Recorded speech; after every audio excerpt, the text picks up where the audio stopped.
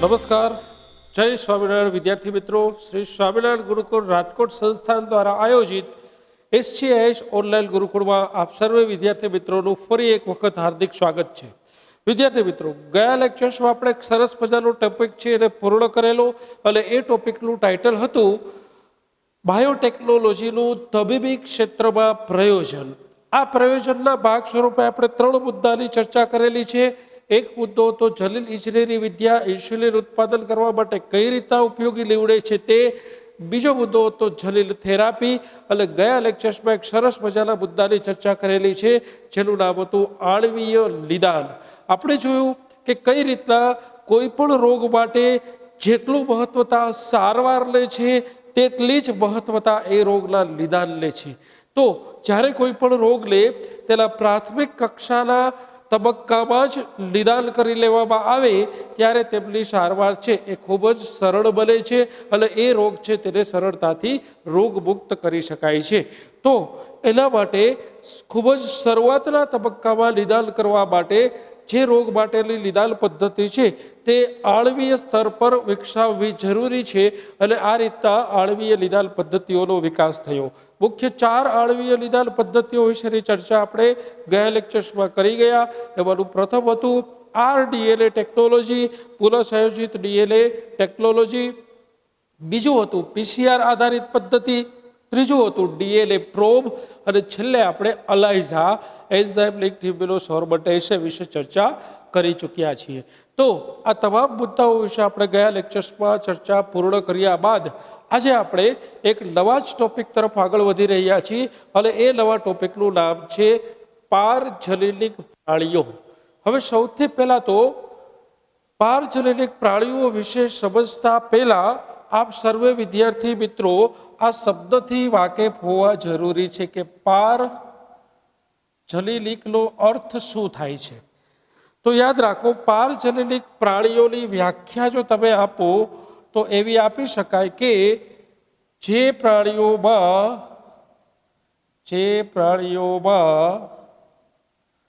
બાહ્ય વિદેશી જલીલ અભિવ્યક્ત થતા હોય તેને પારજનીનિક પ્રાણીઓ કહે છે. જે પ્રાણીમાં બાહ્ય વિદેશી જલીલનો અર્થ અહીંયા અલગ સંદર્ભમાં છે મિત્રો. વિદેશી જલીલનો અર્થ અહીંયા જે તે પ્રાણીના શરીરની બહાર પૂરતો જ મર્યાદિત નથી. વિદેશી જલીલનો અર્થ અહીંયા એ પ્રાણીની જાતિ કે પ્રજાતિ સિવાયની બીજી કોઈ જાતિ કે પ્રજાતિના જલીલનું સ્થળાંતર કોઈ પ્રાણીમાં કરવામાં આવે અને એ સ્થળાંતર કરેલા જલીલને જે તે પ્રાણીમાં અભિવ્યક્તિ જોવા મળે તો એવા પ્રાણીને પારજનીનિક પ્રાણીઓ કહે છે. અને જે જલીલને વિદેશી જલીલ તરીકે દાખલ કરવામાં આવે તેને પારજલીલ કહે છે. અહીં જ્યારે બાહ્ય સ્ત્રોતમાંથી એ સિવાયની બીજી કોઈ જાતિમાંથી જલીલ પસંદ કરી અને પ્રાણીની અંદર દાખલ કરવાની વાત છે. હવે જે પ્રાણીમાં દાખલ થાય છે એ પ્રાણીને પારજનીનિક પ્રાણી કહે છે અને જે જલીલ દાખલ થાય છે એ જલીલને પારજલીલ કહે છે. અને છેલ્લી અને ત્રીજી વ્યાખ્યા યાદ રાખો, આ જલીલ દાખલ કરવાની પ્રક્રિયાને પારજલીલીકરણ કહે છે. જો અહીંયા 3 શબ્દ નીચે આપણે અંડરલાઈન કરીશું જેથી કરીને 3 શબ્દ ભેદ તમને સ્પષ્ટ રીતે ખ્યાલ રહે. પારજનીનિક પ્રાણી, પારજલીલ અને પારજલીલીકરણ. જે પ્રાણીમાં વિદેશી જલીલ દાખલ થાય એ પ્રાણીને પારજલીલિક પ્રાણી કહે. હવે જે જલીલ દાખલ થાય છે એ જલીલને પારજલીલ કહે છે, અને આ પારજલીલને પ્રાણીમાં દાખલ કરવાની પ્રક્રિયાને પારજલીલીકરણ કહે છે. એટલે કે આ પ્રાણી છે, આ જલીલ છે અને આ પ્રક્રિયા છે. એટલે આ ત્રણ શબ્દ વિશે તમે સ્પષ્ટ રીતે સમજી લીધા બાદ આપણે આ ટોપિકને આગળ વધારીએ છીએ. હવે સૌથી પહેલો પ્રશ્ન તો તમારા મગજમાં એવો આવવો જોઈએ વિદ્યાર્થી મિત્રો કે કોઈ એક પ્રાણીમાં ભગવાને ઘણા બધા જલીલ આપ્યા છે અને એ જલીલ ખૂબ જ નિયમન પામી અને અભિવ્યક્ત પણ થાય છે. એ પ્રાણીમાં વિવિધ લાક્ષણિકતાઓ છે, એ સ્વરૂપે જલીલની અભિવ્યક્તિ પણ જોવા મળે છે. તો હવે પ્રાણીઓમાં અસંખ્ય જલીલ હોવા છતાં પણ આપણે બીજી કોઈ જાતિનું નવું એક જલીલ જે તે પ્રાણીમાં દાખલ શા માટે કરવું પડે? કંઈક હેતુ હોવો જોઈએ, અથવા તો એ જલીલ દાખલ કરવાથી મનુષ્યને કોઈક પ્રકારે ફાયદો મળતો હોવો જોઈએ. તો સૌથી પહેલા તો આપણે એ ચર્ચા કરીશું કે પારજલીલિક પ્રાણીઓ દ્વારા મનુષ્યને મળતા ફાયદાઓ. આ જ ટાઇટલને આપણે બીજા શબ્દમાં કહીએ તો એવું પણ કહી શકાય કે પારજલીલિક પ્રાણીની મહત્વતા શું છે, શા હેતુથી આપણે પારજલીલિક પ્રાણીઓનો વિકાસ કરીએ છીએ, પારજલીલિક પ્રાણીઓ બનાવીએ છીએ, અથવા પારજલીલિક પ્રાણીઓના વિકાસ પાછળના ઉદ્દેશ્ય શું છે. આવા વિવિધ ટાઇટલ નીચે આપણે આ ચર્ચા કરી શકીએ. તો મુખ્ય 5 ઉદ્દેશ્યથી આપણે પારજલીલિક પ્રાણીઓને વિકસાવવામાં આવ્યા છે. સૌથી પહેલા તો યાદ રાખો કે પારજલીલિક પ્રાણીઓના સ્વરૂપે પારજલીલિક પ્રાણીઓના સ્વરૂપે વિવિધ પ્રકારના પ્રાણીઓનો સમાવેશ થાય છે. ઉદાહરણ તરીકે લઈએ તો પારજલીલિક ગાય છે, પારજલીલિક ભેંસ છે, ઘેટા છે, બકરા છે, ઘોડો છે, ઉંદર છે, સસલું છે, ગિનીપિગ છે, વગેરે પ્રકારના પારજલીલિક પ્રાણીઓ. ઇવન પારજલીલિક માછલી છે એનું પણ નિર્માણ કરવામાં આવેલું છે. તો આ વિવિધ પ્રકારના પ્રાણીઓમાં આપણે જે પ્રાણી છે તે સિવાયની કોઈ જાતિનું બાહ્ય વિદેશી જલીલ દાખલ કરેલું છે. એ દાખલ કરવા પાછળ ઘણા બધા ઉદ્દેશ્ય હોઈ શકે. એ દાખલ કરવાથી આ પ્રાણીઓમાંથી વિવિધ પ્રકારના ફાયદાઓ મનુષ્યને મળી શકે. તો આ વિવિધ પ્રકારના ફાયદાઓ કેવા મળે છે એની ચર્ચા આપણે અહીંયા કરી રહ્યા છીએ. અને એક ખાસ વસ્તુ યાદ રાખો કે પારજલીલિક પ્રાણીઓની કુલ સંખ્યામાંથી જેટલા પણ પારજલીલિક પ્રાણીઓ છે એ કુલ સંખ્યાને તમે 100% સંખ્યા માનીને આગળ ચાલો તો પારજલીલિક પ્રાણીઓની કુલ સંખ્યામાંથી 95% જેટલા પારજલીલિક પ્રાણીઓ ઉંદર સ્વરૂપે છે. એટલે કે સૌથી વધુ ઉપયોગી પારજલીલિક પ્રાણીઓનું જે સ્વરૂપ છે એ ઉંદર છે. જેટલા પણ પારજલીલિક પ્રાણીઓ આ પારજલીલ ધરાવતા પ્રાણીઓ છે એ બધાને ભેગા કરીએ તો એને 100% જથ્થો કહીશું. તો આ 100%માંથી 95% પારજલીલિક પ્રાણીઓ કયા છે? ઉંદર છે. હવે આ પારજલીલિક પ્રાણીઓની મહત્વતા શું છે કે એની અગત્યતા શું છે એ સમજવાનો આપણે પ્રયત્ન કરીએ. તો સૌથી પહેલી જે મહત્વતા છે એ છે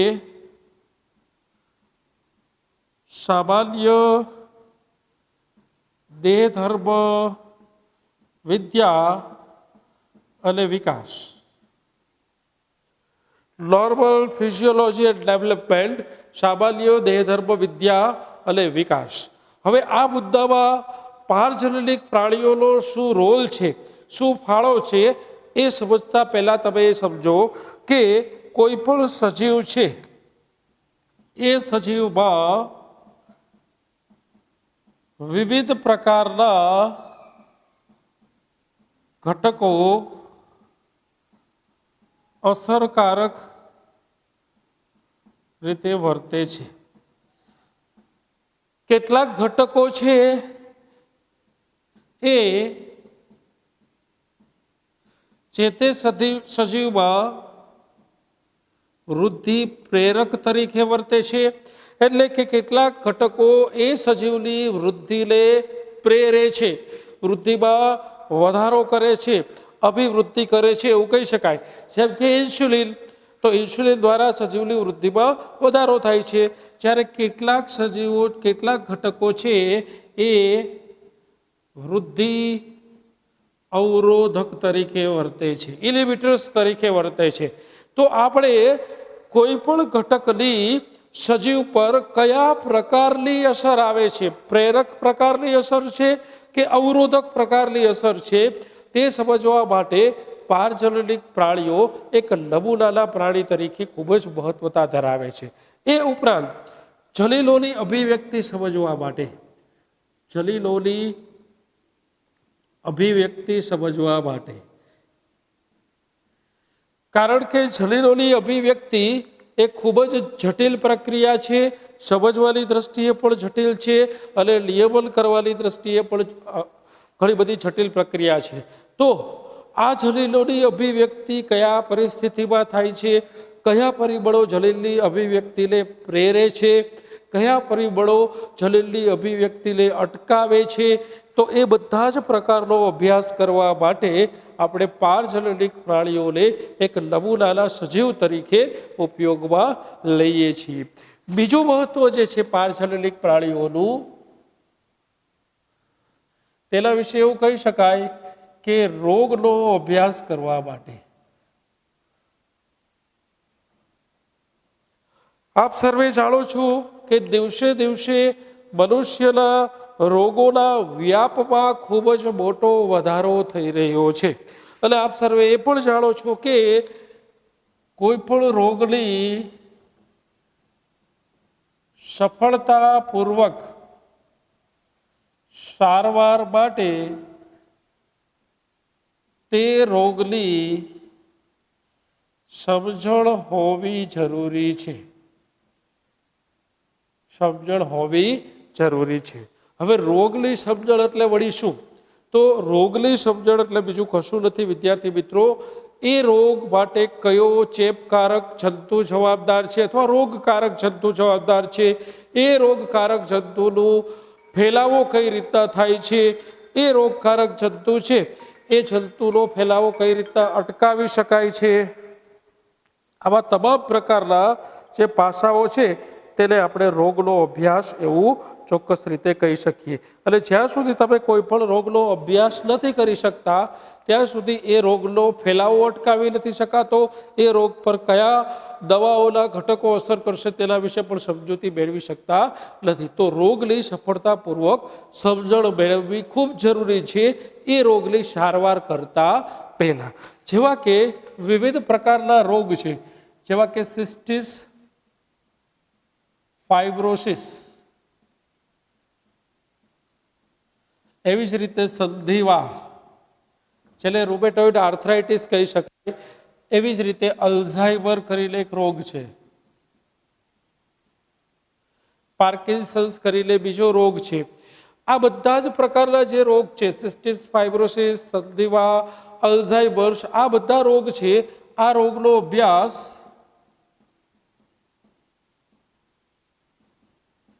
પારજનનિક પ્રાણીઓ દ્વારા કરવામાં આવેલ છે. આ રોગ સજીવના શરીરમાં કઈ રીતના ફેલાય છે, સજીવના શરીર પર કયા પ્રકારની અસર આપે છે, સજીવના શરીરમાં તેનો વૃદ્ધિકાળ શું હોય છે, આવા વિવિધ પાસાઓનો અભ્યાસ કરવા માટે અહીં યાદ રાખો કે રોગનો અભ્યાસ કરવા માટે પારજલીલિક પ્રાણીઓને નમૂનાના પ્રાણી તરીકે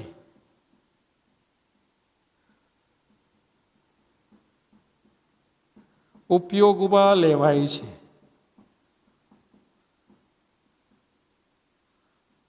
એટલે એનો અર્થ એવો થાય વિદ્યાર્થી મિત્રો કે તમારે કોઈ પણ રોગનો અભ્યાસ કરવો હોય તો એક મોડેલની જરૂર પડે અને એ મોડેલ તરીકે આ પારજલીલિક પ્રાણીઓ છે તેનો ઉપયોગ થતો આવ્યો છે. તો જે પેલા જટિલ સમજવામાં આવતા રોગો હતા જેવા કે કેન્સર છે, પાર્કિન્સન્સ છે, અલ્ઝાઇમર્સ છે, સંધિવા છે, આ રોગો જટિલ એટલે હતા કે આપણે આ રોગો વિશેનો અભ્યાસ જ પૂરતા પ્રમાણમાં કરી શક્યા ન હતા. એ રોગો વિશેની આપણને સમજણ જ અપૂરતી હતી. તો એ પૂર્તતા કરવા માટે આ પારજલીલિક પ્રાણીઓ ખૂબ જ ઉપયોગી નીવડે છે. આ પારજલીલિક પ્રાણીઓને એક મોડેલ તરીકે ઉપયોગમાં લઈ અને આ પારજલીલિક પ્રાણીઓમાં આ વિવિધ રોગોનો અભ્યાસ કરી શક્યા, તેના વિશે સંપૂર્ણ સમજણ મેળવી શક્યા અને જેમ જેમ સમજણ મેળવી શક્યા તેમ તેમ આ બધા રોગોને અસાધ્ય રોગોમાંથી સાધ્ય રોગોમાં રૂપાંતરણ કરી શક્યા. તો આવા જટિલ રોગોનો અભ્યાસ કરવા માટે પણ પારજલીલિક પ્રાણીઓ છે એક મોડેલ પ્રાણી તરીકે ઉપયોગમાં આવે છે, એક નમૂનાના પ્રાણી તરીકે ઉપયોગમાં આવે છે. ત્યારબાદ ત્રીજી મહત્વતા જે છે એ છે જૈવિક લિપોઝોના ઉત્પાદનમાં. સામાન્ય લિપજની વાત નથી, જો આગળનો શબ્દ છે બહુ મહત્વનો છે. જૈવિક લિપજો, બાયોલોજિકલ પ્રોડક્ટ. જે લિપજ સજીવોની પ્રક્રિયા દ્વારા મેળવવામાં આવે છે તેને જૈવિક લિપજ કહેવામાં આવે છે.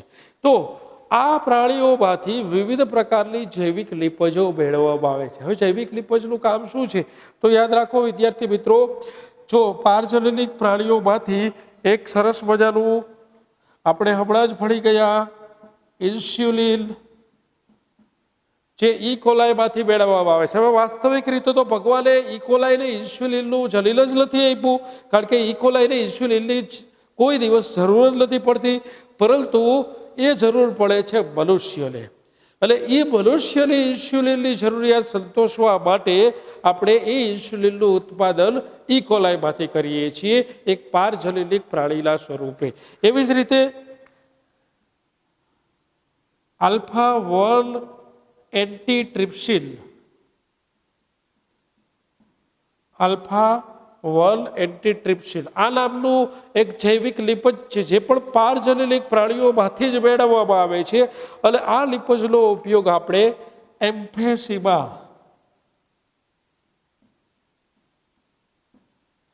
જે એક ફેફસાની શ્વસન તંત્રની ગંભીર બીમારી છે અને આ બીમારીનો સારવાર માટે આલ્ફા-1 એન્ટીટ્રિપ્સિનનો ઉપયોગ ખૂબ જ બહોળા પ્રમાણમાં થાય છે. તો આલ્ફા-1 એન્ટીટ્રિપ્સિન છે તેનું ઉત્પાદન પણ પારજલીલિક પ્રાણીઓ દ્વારા જ કરવામાં આવે છે. એ ઉપરાંત ફિનાઇલ કીટોન્યુરિયા જેવા રોગો છે તેની સારવાર કરવા માટે છે જરૂરી જૈવિક ઘટક છે તેનું ઉત્પાદન પણ આપણે વિવિધ પ્રકારના પારજલીલિક પ્રાણીઓમાંથી કરીએ છીએ. હજી એક સરસ ઉદાહરણ છે વિદ્યાર્થી મિત્રો, યાદ રાખજો. 1977માં રોઝી નામની, હવે રોઝી છે ને એ નામ છે યાદ રાખજો, આ રોઝી નામની એક ગાય છે એ વિકસાવવામાં આવેલ છે, કાઉ. રોઝી ગાયનું નામ છે અને આ ગાય પારજલીલિક ગાય છે. કેવી છે? પારજલીલિક પ્રાણી છે અથવા તો ગાય છે. હવે આ રોઝીની ખાસિયત શું છે બરાબર સમજો. જ્યારે સામાન્ય દૂધ હોય છે કોઈ પણ ગાયનું, રોઝીની વાત અત્યારે ભૂલી જાઓ, ત્યારે એ દૂધની અંદર એક ઘટક છે જેનું નામ છે આલ્ફા લેક્ટ આલ્બ્યુમિન, આલ્ફા લેક્ટ આલ્બ્યુમિન નામનું પ્રોટીન છે અને આ પ્રોટીન નવજાત શિશુઓના વિકાસ માટે ખૂબ જ અગત્યનું પ્રોટીન છે. જ્યારે નાના બાળકો, જે તાજા જન્મેલા બાળકો છે, આ નવજાત શિશુઓના ઉછેર માટે, વિકાસ માટે આ પ્રોટીનનો અગત્યતા ખૂબ વધુ છે. હવે સામાન્ય રીતે, કુદરતી રીતે આ આલ્ફા લેક્ટ આલ્બ્યુમિન છે ગાયના દૂધમાં જોવા મળે છે, પરંતુ એ ગાયના દૂધમાં ખૂબ જ અલ્પ માત્રામાં જોવા મળે છે. એટલું અલ્પ માત્રામાં આપણી જરૂરિયાત સંતોષાતી નથી. એટલે પારજનનિક પ્રાણી સ્વરૂપે ગાયની અંદર આ આલ્ફા લેક્ટ આલ્બ્યુમિનનું ઉત્પાદન વધુ થાય એવું જનીન દાખલ કરી અને જે ગાય બનાવવામાં આવી છે એ ગાયને નામ આપવામાં આવેલું છે રોઝી. તો આ રોઝી નામની ગાય છે, એ ગાયની ખાસિયત એ છે કે આ ગાય આ જે આલ્ફા લેક્ટ આલ્બ્યુમિન નામનું પ્રોટીન છે એ 2.4 ગ્રામ પ્રતિ લીટર, એટલે કે ખૂબ વધારે પ્રમાણમાં ઉત્પાદન કરે છે. તો આલ્ફા લેક્ટ આલ્બ્યુમિન હોય, આલ્ફા 1 એન્ટીટ્રિપ્સિન હોય કે ઇન્સ્યુલિન હોય, આવા તમામ જૈવિક ઘટકો મૂળ કેન્દ્ર સ્થાન ઉપરની વાત છે એવી છે વિદ્યાર્થી મિત્રો કે આ તમામ જૈવિક ઘટકો છે એ જૈવિક લિપજોનો સ્ત્રોત કે ઉદ્ભવ સ્થાન છે એ જે તે પારજનનિક પ્રાણીઓ છે. તો પારજનનિક પ્રાણીઓ દ્વારા આપણે આ પ્રકારની જૈવિક લિપજો મેળવી અને તેનો વિવિધ હેતુઓ માટે, કોઈક છે વિકાસ માટે, કોઈક છે સારવાર માટે, વિવિધ હેતુઓ માટે આપણે ઉપયોગ કરી શકીએ છીએ. તો આ પ્રકારની, આ તો 3 ખાલી ઉદાહરણ છે વિદ્યાર્થી મિત્રો, પરંતુ આ પ્રકારની ઘણી બધી બાયોલોજિકલ પ્રોડક્ટ, જૈવિક લિપજ બનાવવા માટે આપણે પારજનનિક પ્રાણીઓનો ઉપયોગ કરીએ છીએ. ત્યારબાદ ચોથો ઉપયોગ છે, એ ખાસ યાદ રાખજો વિદ્યાર્થી મિત્રો, તમારી નોંધબુકમાં નોંધ કરતા હશો તેવી અપેક્ષા સાથે જ આપણે આગળ વધીએ છીએ. આ પહેલો ઉપયોગ છે. બીજો અને ત્રીજો ફાયદો છે પારજનનિક પ્રાણીઓ દ્વારા મળતા મનુષ્યને ફાયદાઓ. એમાંનો પહેલો ફાયદો, બીજો ફાયદો અથવા ત્રીજો ફાયદો અથવા તેની મહત્વતા પણ કહી શકાય. હવે આગળ વધીએ ચોથી મહત્વતા અથવા તો ચોથા ફાયદા તરફ. એ છે રસી સુરક્ષા, વેક્સિન પ્રોટેક્શન જેને તમે કહી શકો. હવે એક વસ્તુ નોંધ લેશો વિદ્યાર્થી મિત્રો, તમારા જેવડી ઉંમરના વિદ્યાર્થીઓમાં કે મારા જેવડી ઉંમરના વિદ્યાર્થીઓમાં કે મારા જેવડી ઉંમરના મનુષ્યમાં આ પ્રકારની કોઈ પણ ગંભીર ભૂલો જોવા નથી મળતી. પરંતુ તમારા દાદા કે પપ્પાને ખાસ પૂછશો કે તમારા જૂના ગામમાં કે તમે જે વિસ્તારમાં રહ્યો છો ત્યાં એવા તમારા પપ્પાની ઉંમરના કે દાદાની ઉંમરના એવા ઘણા બધા લોકો હશે, તમારી આસપાસમાં જ હશે, તમારી આસપાસના સમાજમાં જ હશે કે જે લોકોને બાળપણમાં પોલિયોની રસી આપવામાં આવેલી હતી.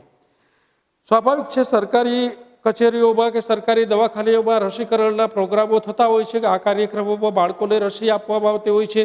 તો જે તે સમયમાં જ્યારે રસી બનાવવા માટેની એકદમ ઉત્કૃષ્ટ ટેકનોલોજી આપણી પાસે નહોતી, એ સમયની વાત કરું છું, તો એવા અસંખ્ય કિસ્સાઓ આપણી આસપાસના સમાજમાં જોવા મળે છે કે જે લોકોને બાળપણમાં પોલિયોની રસી આપવામાં આવી હતી. હવે તમે સર્વે જાણો જ છો કે કોઈ પણ રોગની રસી શા માટે આપવામાં આવે? કારણ કે એ રોગ સામે જે તે બાળકને રક્ષણ મળે એટલે આપવામાં આવે. પરંતુ એ રસીની યોગ્ય રીતે ચકાસણી કરવાની કોઈ પદ્ધતિ આપણી પાસે ન હતી. પરિણામ એ આવ્યું કે એ સમયોમાં કેટલાક બાળકોને પોલિયોની રસી આપવાથી પોલિયો થઈ ગયો. હવે એ પોલિયોની રસી આપવાથી પોલિયો થઈ જવા પાછળનું ગર્ભિત કારણ તપાસતા માલુમ પડ્યું કે એ પોલિયોની રસી બની ગઈ હતી યોગ્ય રીતે, પરંતુ એ રસીની બનાવટ થયા બાદ, એ રસીનું નિર્માણ કર્યા બાદ એ રસીની ગુણવત્તા કેવી છે, એ રસી કોઈ આડઅસર આપે છે કે નથી આપતી, એ રસી અપેક્ષિત પરિણામો આપે છે કે નથી આપતી, આવી તમામ બાબતોની ચકાસણી યોગ્ય રીતે કરવામાં નહોતી આવી. તો આખી વાતનો સારાંશ એટલો છે વિદ્યાર્થી મિત્રો કે રસીનું પ્રોડક્શન કરવું, નિર્માણ કરવું જેટલું મહત્વનું છે એટલું જ મહત્વનું ઈ રસી મનુષ્ય ઉપયોગમાં લે એ પહેલા બીજા પ્રાણીઓ પર સુરક્ષાના હેતુથી ચકાસવામાં આવે છે. તો જે અહીં રસી છે તેની ગુણવત્તાની ચકાસણી કરવી ખૂબ જ મહત્વની છે. જો આ ચકાસણી યોગ્ય રીતે કરવામાં ન આવી હોય, યોગ્ય પદ્ધતિથી કરવામાં ન આવી હોય તો મેં તમને જે ઉદાહરણ આપ્યા છે ભૂતકાળમાં બનેલા કિસ્સાઓનું પુનરાવર્તન થઈ શકે છે. એટલે કે જે તે રોગની રસી લેવાથી જ એ રોગનો ભોગ બની શકાય છે. તો આ રસીની ગુણવત્તાની ચકાસણી થવી જરૂરી છે અને આ રસીની ગુણવત્તાની ચકાસણી કરવા માટે પારજનનિક પ્રાણીઓનો ઉપયોગ થાય છે. પારજનનિક પ્રાણીઓ ખૂબ જ ઉપયોગી બને છે. કોઈ પણ મનુષ્યને આપવામાં આવતી રસી બનાવ્યા બાદ સૌથી પહેલા એ રસીનું ટેસ્ટિંગ પારજનનિક પ્રાણીઓ ઉપર કરવામાં આવે છે અને આ ટેસ્ટિંગમાં તમામ પાસાઓ, તમામ પરિબળો અપેક્ષિત મળ્યા બાદ જ એ રસીનો ઉપયોગ મનુષ્ય માટે કરવા માટે ખુલ્લું મૂકવામાં આવે છે કે માર્કેટમાં મૂકવામાં આવે છે. તો પારજનનિક પ્રાણીઓ રસીની સુરક્ષા અથવા તો યોગ્ય ગુણવત્તાની ચકાસણી કરવા માટે ઉપયોગી થાય છે. આપણે ઉદાહરણ પણ એક ભણાવીએ વિદ્યાર્થી મિત્રો. ઉદાહરણ તરીકે અત્યારે 2 બૂંદ જિંદગી કે લીએ અમિતાભ બચ્ચનની જે એડવર્ટાઇઝ આવે છે ઓરલ પોલિયો વેક્સિન, જે પોલિયોના 2 ટીપા પીવડાવવામાં આવે છે. તો આ પોલિયોની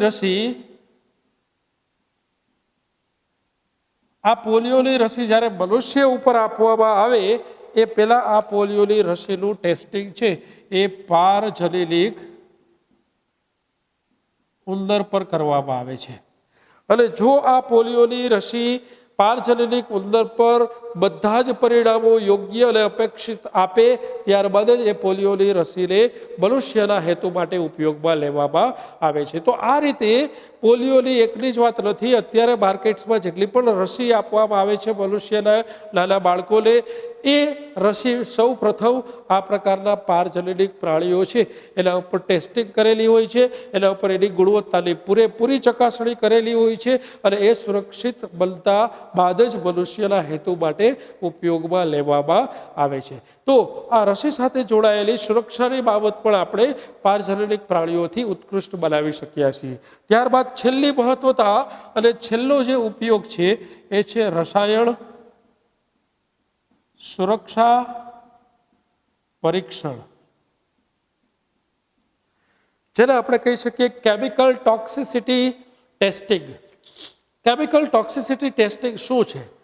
વિવિધ પ્રકારના બહારથી મળતા ઘટકો જેમ કે ડિટર્જન્ટ, જેમ કે ટોમેટો કેચઅપ, જેમ કે કોઈ પણ પેકેટ ફૂડ, મેગી છે કે બીજા કોઈ પણ પેકેટ ફૂડ હોય છે, આ બધા જ ફૂડ્સ, આ બધા જ ડિટર્જન્ટ્સ, આઈસ્ક્રીમ્સ, ચોકલેટ્સ, આવા બધા જ પેકેજિંગ મટીરિયલ્સમાં જે વસ્તુઓ મનુષ્યના સંપર્કમાં આવે છે, મનુષ્યના ઉપયોગમાં આવે છે, આ બધા જ ઘટકોમાં વિવિધ પ્રકારના ફૂડ પ્રિઝર્વેટિવ્સ અને વિવિધ પ્રકારના કેમિકલ્સ નાખેલા હોય છે. હવે આ કેમિકલ્સ છે એ મનુષ્ય ઉપર કેવી પ્રતિક્રિયા આપે છે એ પહેલાં તપાસવું જરૂરી બને છે. જો કોઈ પણ ઇન્ગ્રેડિયન્ટ્સ અથવા તો બંધારણીય ઘટક એ મનુષ્ય પર પ્રતિક્રિયા આડ અસર સ્વરૂપે આપે, નેગેટિવ પ્રતિક્રિયા આપે, તો એ પહેલાં એનું કેમિકલ ટેસ્ટિંગ કરવું જરૂરી છે. હવે કેમિકલ ટેસ્ટિંગ કેમ થાય? તો યાદ રાખો કે જે રાસાયણિક ઘટકો બંધારણીય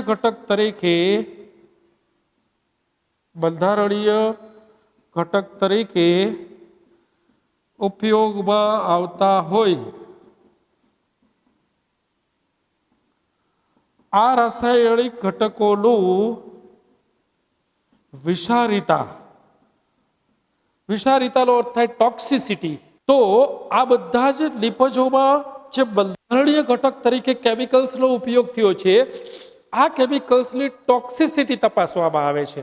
આ રસાયણની વિષારિતા તપાસવામાં આવે છે, તપાસવી જરૂરી છે. હવે આ વિષારિતા તપાસવી કઈ રીતના? આપણને કેમ ખબર પડે કે આ ટોમેટો કેચઅપમાં જે ફૂડ પ્રિઝર્વેટિવ નાખ્યું છે કે આ જે ચોકલેટ છે એમાં કોઈ ટેસ્ટ માટે, કોઈ ફ્લેવર માટે કેમિકલ્સ નાખ્યું છે, કોઈ એસન્સ નાખ્યું છે, એ મનુષ્ય માટે ટોક્સિક છે કે નહીં કેમ ખબર પડે? તો યાદ રાખો, સૌ પ્રથમ આ રસાયણો પ્રત્યે અતિ સંવેદનશીલ પારજનનિક પ્રાણીઓ બનાવવામાં આવે છે. આ અતિ સંવેદનશીલ, જેને કહેવાય હાઇપર સેન્સિટિવ પારજનનિક પ્રાણીઓ છે, એ પારજનનિક પ્રાણીઓ પર આ કેમિકલની ટોક્સિસિટી તપાસવામાં આવે છે. ડિટર્જન્ટ્સમાં ઘણા બધા કેમિકલ્સ નાખેલા હોય. હવે એ ડિટર્જન્ટ્સ મનુષ્યને ચામડીનું કેન્સર કરતા નથી, મનુષ્યને ચામડી ઉપર ફોલ્લા કરતા નથી, મનુષ્યને ચામડી ઉપર કોઈ વિષારીતા અસર આપતા નથી. આ કેમ ખ્યાલ આવે? તો એ કેમિકલ્સને સૌ પ્રથમ આપણે અતિ સંવેદનશીલ પારજનનિક પ્રાણીઓ ઉપર ટેસ્ટિંગ કરવામાં આવે. કોઈ દવા છે એની અંદર અસંખ્ય પ્રકારના કેમિકલ ઘટકો નાખેલા હોય, તો એ કેમિકલ ઘટકોને પહેલા અતિ સંવેદનશીલ પારજનનિક પ્રાણીઓ ઉપર ટેસ્ટિંગ કરવામાં આવે, અને એ ટેસ્ટિંગ દરમિયાન જો એ ટોક્સિક સબસ્ટન્સ તરીકે, એક વિષકારક ઘટક તરીકે સાબિત ન થાય તો અને માત્ર તો જ તે ઘટક છે તેનો ઉપયોગ આપણે જે તે વસ્તુ બનાવવા માટે કરી શકીએ છીએ. તો આ રીતે કોઈ પણ કેમિકલ્સ જે એક બંધારણીય ઘટક તરીકે ઉપયોગમાં આવે છે, આ કેમિકલ્સનું ટોક્સિસિટી ટેસ્ટિંગ કરવા માટે પણ અહીં પારજનનિક પ્રાણીઓનો ફાળો ખૂબ જ મહત્વનો છે. તો ફરી એકવાર ઝડપથી રિવિઝન કરી લે વિદ્યાર્થી મિત્રો. પારજનનિક પ્રાણીઓ એટલે શું? તો કે પારજનનિક પ્રાણીઓ એટલે જે પ્રાણીઓમાં બાહ્ય વિદેશી ઘટક દાખલ કરવામાં આવેલ છે તે પ્રાણીઓને પારજનનિક પ્રાણીઓ કહેવામાં આવે છે. વિદેશી જલીલ અને એ જલીલ માત્ર દાખલ થયેલું નહીં, અભિવ્યક્ત પણ થવું જરૂરી છે, અને જે જલીલ દાખલ કર્યું તેને પારજલીલ કહેવાય, અને એ દાખલ કરવાની પ્રક્રિયાને પારજલીલીકરણ કહેવાય. અત્યાર સુધીના વિશ્વમાં ઘોડા, ઉંદર, હાથી, ગાય, ભેંસ, સસલું, માછલી આવા વિવિધ પ્રકારના પારજનનિક પ્રાણીઓ છે એને વિકસાવવામાં આવેલ છે. આ બધા પ્રાણીઓમાંથી 95% પારજનનિક પ્રાણીઓ સ્વરૂપે ઉંદર આવેલા છે. હવે આ પારજનનિક પ્રાણીઓ વિકસાવવા પાછળના ઉદ્દેશ્ય શું છે, એની મહત્વતા શું છે?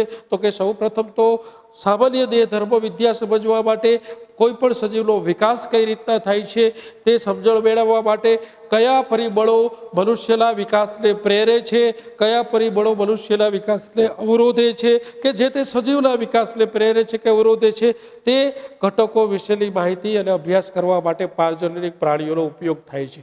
વિવિધ પ્રકારના જટિલ રોગો, એ રોગોનો ફેલાવો કઈ રીતના થાય, જંતુઓ કયા જવાબદાર છે, જંતુઓ કઈ પરિસ્થિતિમાં વધારે વૃદ્ધિ કરે છે, કઈ પરિસ્થિતિમાં ઓછી વૃદ્ધિ કરે છે, કઈ દવા કયા જંતુ પર કેટલી અસરકારક નીવડે છે, આવી વિવિધ પ્રકારના રોગ વિશેનો અભ્યાસ છે એ પણ પારજનનિક પ્રાણીઓને એક નમૂનાના પ્રાણી તરીકે, એક મોડેલ એનિમલ્સ તરીકે ઉપયોગમાં લઈ અને કરવામાં આવે છે.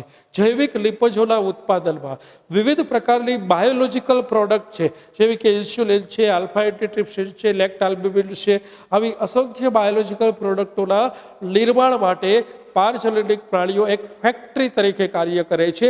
એ સતત તેમાંથી મનુષ્યની જરૂરિયાત સંતોષવા માટે આવા બાયોલોજિકલ પ્રોડક્ટનું નિર્માણ કરે છે. રસીની સુરક્ષાની ચકાસણી કરવા માટે કોઈ પણ રસી છે તેનો વિકાસ કર્યા બાદ, તેનું પ્રોડક્શન કર્યા બાદ એ રસીનું ટેસ્ટિંગ છે એ સૌ પ્રથમ એક્સપેરિમેન્ટલ એનિમલ્સ તરીકે પારજનનિક પ્રાણીઓ પર કરવામાં આવે છે, અને એ રસી મનુષ્ય માટે બધા જ પાસાઓથી સુરક્ષિત છે તેવું સાબિત થયા બાદ જ આપણે એ મનુષ્યના હેતુ માટે ઉપયોગમાં લઈએ છીએ. તો આ વેક્સિનની ગુણવત્તા, રસીની ગુણવત્તા ચેક કરવા માટે આપણે પારજનનિક પ્રાણીઓનો ઉપયોગ કરીએ છીએ. ઉદાહરણ તરીકે પોલિયોની રસી છે એનું સૌ પ્રથમ ચકાસણી, એનું ટેસ્ટિંગ પારજનનિક ઉંદર પર કરવામાં આવે છે, અને એ સેફ થયા બાદ જ એ મનુષ્ય માટે ઉપયોગમાં લેવાય છે. એવી જ રીતે વિવિધ પ્રકારના જે બજારમાં મળતા ઘટકો છે, ડિટર્જન્ટ્સ છે, સાબુ છે, શેમ્પૂ છે, ખાદ્ય પદાર્થો છે, કોલ્ડ ડ્રિંક્સ છે, આ બધાની અંદર જે કેમિકલ એડેસિવ્સ ઉમેરવામાં આવે છે, કેમિકલ પ્રિઝર્વેટિવ્સ ઉમેરવામાં આવે છે, એસન્સ ઉત્પન્ન કરવા માટે, ફ્લેવર ઉત્પન્ન કરવા માટે, સ્મેલ ઉત્પન્ન કરવા માટે, ટેસ્ટ ઉત્પન્ન કરવા માટે, કલર ઉત્પન્ન કરવા માટે, વિવિધ પ્રકારની લાક્ષણિકતાઓ મેળવવા માટે જે કેમિકલ્સનો ઉપયોગ કરવામાં આવે છે, એ કેમિકલ્સની એ ઉપયોગ લેતા પહેલા ટોક્સિસિટી ચેક કરવામાં આવે છે કે મનુષ્ય માટે કોઈ વિષકારક અસર ઉત્પન્ન કરતું નથી ને એ ટોક્સિસિટી ટેસ્ટિંગ માટે પણ અહીં પારજલિક પ્રાણીઓ છે તેને સૌપ્રથમ એ કેમિકલ્સ માટે અતિ સંવેદનશીલ બનાવાય છે અને અતિ સંવેદનશીલ પારજલિક પ્રાણીઓ પર એ કેમિકલની ટોક્સિસિટી ટેસ્ટિંગ છે એ કરવામાં આવે છે. તો આ 5 પ્રકારના મહત્વતાને આપણે પારજનનિક પ્રાણીઓના વિકાસ માટેના ઉદ્દેશ્ય પણ કહી શકીએ અને આ 5 મુદ્દાઓને આપણે પારજનનિક પ્રાણીઓ દ્વારા મનુષ્યને મળતા ફાયદાઓ પણ કહી શકીએ. તો આજે આપણે પારજનનિક પ્રાણીઓ વિશે ભણ્યા વિદ્યાર્થી મિત્રો. આવતા લેક્ચર્સમાં આ પ્રકરણનો સૌથી છેલ્લો ટોપિક ભણવાનો શરૂ કરીશું. એ ટોપિકનું નામ છે નૈતિક પ્રશ્ન. તો ફરી મળીશું આવતા લેક્ચર્સમાં નૈતિક પ્રશ્નો વિશેની ચર્ચા સાથે. જય સ્વામિનારાયણ.